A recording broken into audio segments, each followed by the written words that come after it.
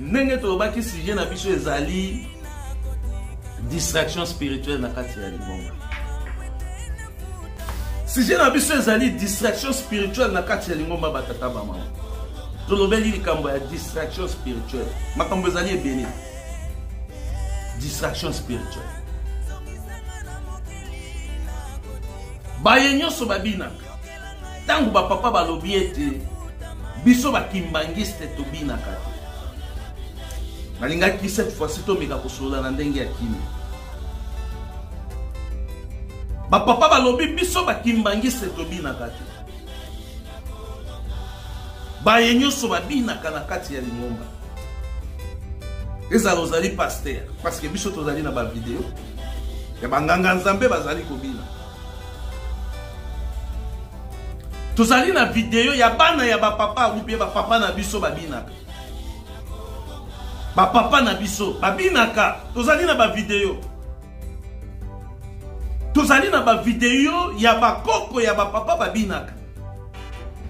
Bandimi babinaka. Tozali na ba vidéo. Kotuna ngai kote nini teme nazolo ba makambu ya ba vidéo ya batu babinaka na kati ya lingomba.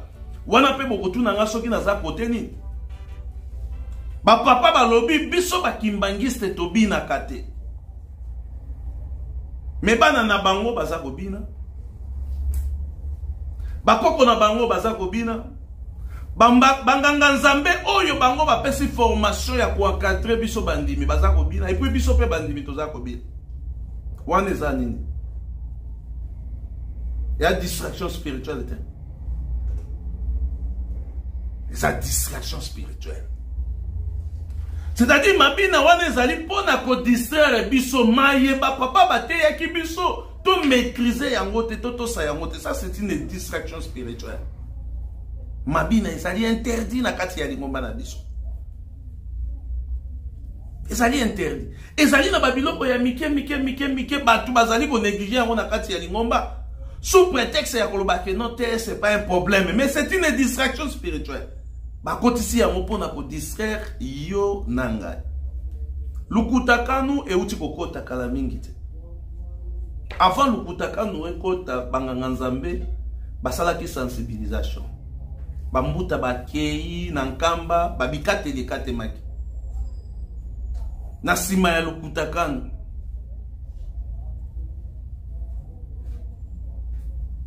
lingomba ekangi makambo.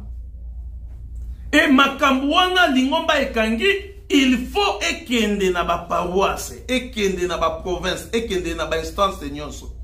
Po bandimi ba yekola makambo wana batosa yango. Document wana ezali kaka mukebwe. Mais lingomba etie yango $100. Document wana ezali kaka mukebwe. Mais lingomba etie document wana $100. C'est ça distraction. C'est ça distraction spirituelle. Pourquoi tu as bien dit distraction spirituelle? Parce que si réellement lingombe ezali na posa bandimi ba yeba makambo wana. Et vous voyez côté mukanda wana $100 était. Pour ba yebi ke mutu nyonso te akozala na $100 pour na kosomba mukanda wana. Et puis les lingomba na biso tozali na ba millions de personnes. Tango yo tie document moko boy $100. Beaucoup ça combien? Est-ce que lukutakano o etie ami na $100? Ezali la seule livre na kati ya lingomba ou bien mukanda na kati ya lingomba na biso ezali très important. Livre vert. O ezali pensée unique ya papa Diangenda. Livre vert.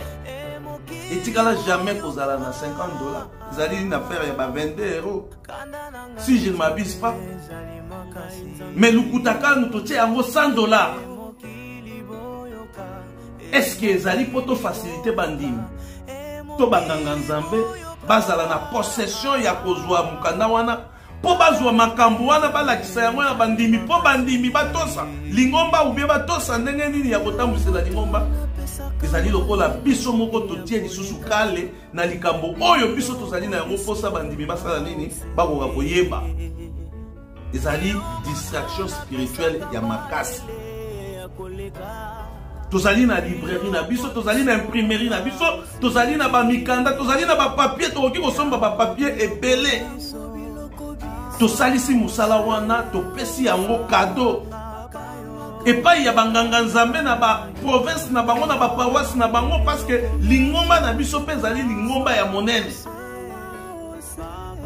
Toyaki business te na kati ya lingomba, toyaki kosala musala ya tata nzambe. C'est-à-dire tozala na facilité ya ko comprendre makambo mosusu tosala yango na ndenge ya bonzambe pour permettre pe bandimi bazala na kimia. La distraction spirituelle les alliés belé.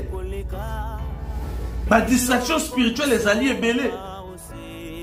Mikanda ya lingomba elobi na biso ete maloba ya mokonzi ya bule ezali mibeko. Maloba ya mokonzi ya bule bakakolaka yango te. Mais mokonzi ya bule asali ba nomination. Mokonzi ya bule apesi ba ordre, ba directive. Et bato mosusu bazali koleka bazolo bandenge wana. Ça c'est une distraction spirituelle.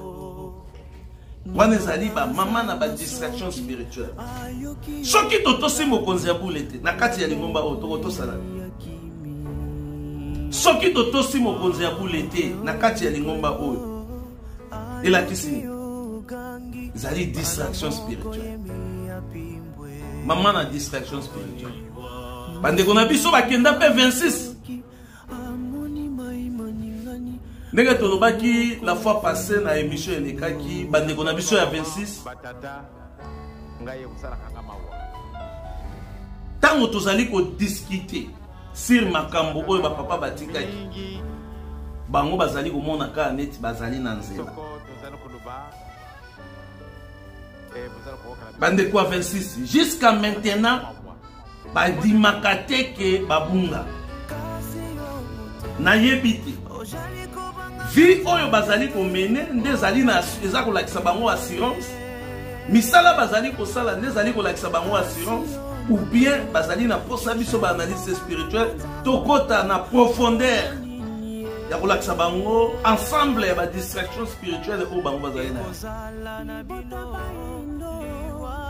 papa balobaki totiki bino na cercle. Mais bino mobimi ils ont une distraction pour na bino. Mais pour na biso banalise spirituelle wana eza distraction spirituelle. Mingi baboloba cercle oyo ba papa balobaki ezali par rapport il y a placité, mais ils allaient par rapport à l'enseignement. Oui, même par rapport à l'enseignement. Na matière ya ba papa. Ils allaient na lo côté où bino batwa. Ainsi si moto saka. Au moins que vous avez la distress spirituelle, parce que biso ba analyse spirituelle. Tozwa kande ba acte na bino na makambo ko papa lo baki toza ko balisa. Ne toza ko mona que vous êtes distress spirituelle. Et pour y avoir la profondeur était beaucoup de distraction spirituelle pour la idéologie qui m'engage. Ceux qui vous ont maloba ba papa vous ont landela, vous ont appelé ba acte na bino vous ont landela. Ça je vous le dis la vérité. Voilà mesdames, demoiselles, messieurs, ma émission les a tellement ébélé tout banda au salle la bino et les analyses spirituelles. Donc, distraction spirituelle, oh, en tout cas, tu n'as pas moyen de continuer à exalter.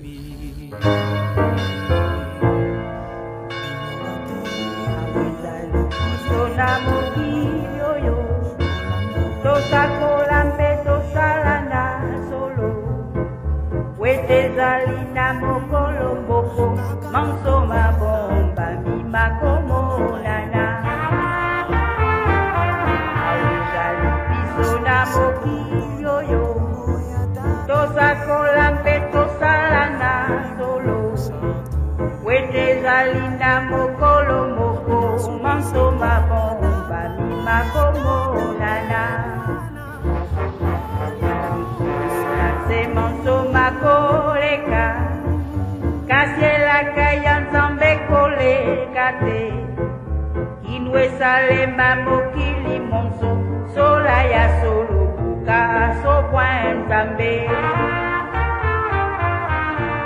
nanse monso makoleka kasela kayon zambe koleka te inwe salema mokili monso sola ya solo buka si point zambe